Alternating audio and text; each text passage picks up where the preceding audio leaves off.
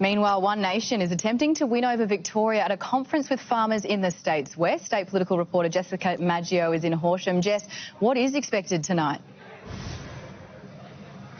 Well, Georgie, Victoria has largely been immune to Pauline Hanson's One Nation, but given how well the party has been polling in recent weeks, especially on a national scale, it's now looking to capitalise on Victoria. Now, even Barnaby Joyce himself said that in the past he hasn't been very welcome here in Victoria, but that he was invited tonight suggests that Victorians are changing the way that they vote.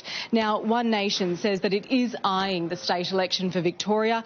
It also wants to vet candidates tonight and tomorrow at the conference here in Horsham, where I am, and potentially put a candidate in every electorate by November.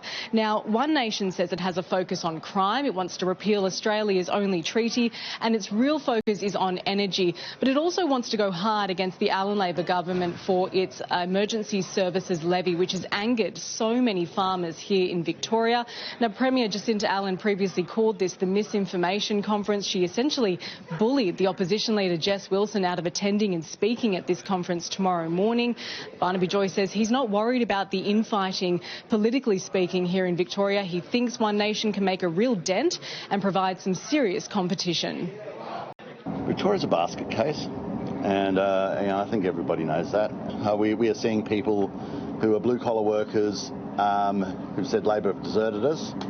We see people from the coalition saying that, to be quite frank, the coalition seems to be on a quest to win Teal seats at the expense of regional seats. I think they're gaining popularity not just with Conservative voters but particularly with Labor voters. I'm hearing it, as I said, like from all of my other national colleagues around Australia, that there is a definite swing in those regional areas towards One Nation. Now, Victoria's state election will be the opportunity for One Nation to see if it can gauge how Australians are voting and whether it can make a dent in a state that was previously indifferent to One Nation in general. And if it can, it means serious trouble for Labor, but also for the state's coalition, which has been tumultuous in its own right. Georgie?